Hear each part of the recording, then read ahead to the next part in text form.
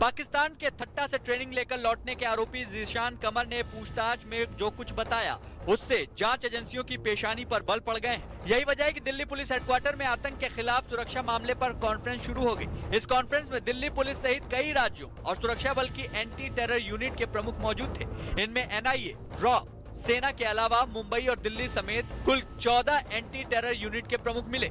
इस कॉन्फ्रेंस में शामिल होने के लिए कई राज्यों के ATS प्रमुख एक दिन पहले से ही दिल्ली पहुंचने लगे थे। इस कॉन्फ्रेंस में जो नक्शा नजर आया उसमें दिल्ली के अलावा पंजाब के कुछ शहरों और जम्मू कश्मीर की सीमा से जुड़े इलाकों को हाईलाइट किया गया था। इस कॉन्फ्रेंस का मकसद आतंक की चुनौतियों से पार पाने के लिए उन राज्यों से बेहतर कोऑर्डिनेशन की तैयारी है जो आतंकियों के निशाने पर है। इसके अलावा खुफिया एजेंसियों से मिली जानकारियां किस तरह तुरंत आपस में साझा हों और इन जानकारियों पर कैसे काम हो, इसका खाका खींचा गया। बीते दिनों दिल्ली पुलिस की स्पेशल सेल ने जिन 6 संदिग्ध आतंकियों को गिरफ्तार किया वो दिल्ली, उत्तर प्रदेश और महाराष्ट्र से हैं। इसके अलावा इस मॉड्यूल से जुड़े कई संदिग्ध फरार हैं। बताया गया कि पाकिस्तान से ट्रेनिंग लेकर लौटे संदिग्ध आतंकी ज़ीशान ने जांच एजेंसी के सामने कबूला है कि वो देश के कई राज्यों में एक साथ सीरियल ब्लास्ट को अंजाम देने की ताक में था। इसी मकसद से टेरर के इस नेटवर्क को बनाया गया था। उसके निशाने पर देश के सभी महानगर और कई बड़े शहर थे।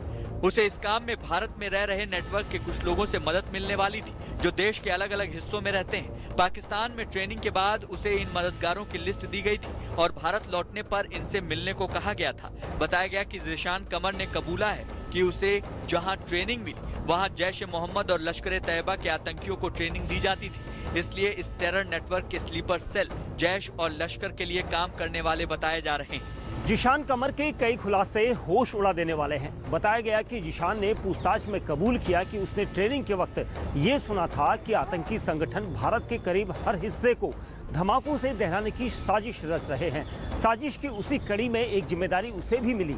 ज़ीशान के हवाले से ये बताया गया कि जो लोग उन्हें बम बनाने और धमाकों की ट्रेनिंग दे रहे थे वे आतंकियों के छोटे छोटे ग्रुप को ट्रेनिंग नहीं देते थे।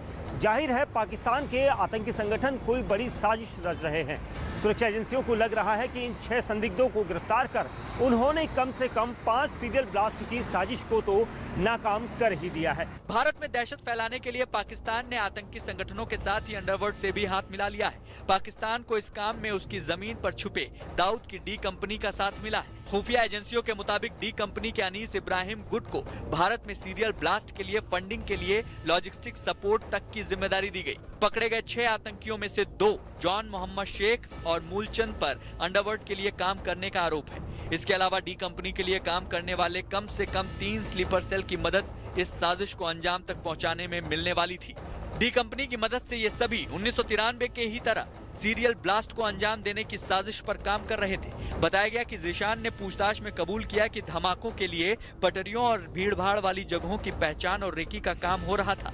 उनके निशाने पर फैक्ट्री, निजी गोदाम और बड़े शोरूम भी थे। साजिश के मुताबिक रेकी के बाद आग का काम करने के लिए ये सभी एक जगह मिलने वाले थे, लेकिन सतर्क खुफिया एजेंसियों से मिले सुराग के बाद संदिग्धों पर तकनीक की मदद से नजर रखे जाने लगी और वक्त रहते इन्हें दबोच लिया गया। बहुत अच्छी कार्रवाई हुई है और इसमें दिल्ली पुलिस, जो यूपी पुलिस और जो सुरक्षा एजेंसियां हैं सबके बीच में तालमेल का ये नतीजा है। इसमें एक स्लीपर मॉड्यूल पकड़ा गया है और उनके साथ में एक IED भी रिकवर हुआ है और इस संबंध में दिल्ली में एक मुकदमा भी कायम है और इसमें सभी एजेंसीज मिलकर इसमें आगे कार्रवाई कर रही हैं। ज़ीशान सहित 6 संदिग्धों की गिरफ्तारी के बाद उनसे पूछताछ जारी है। जैसे जैसे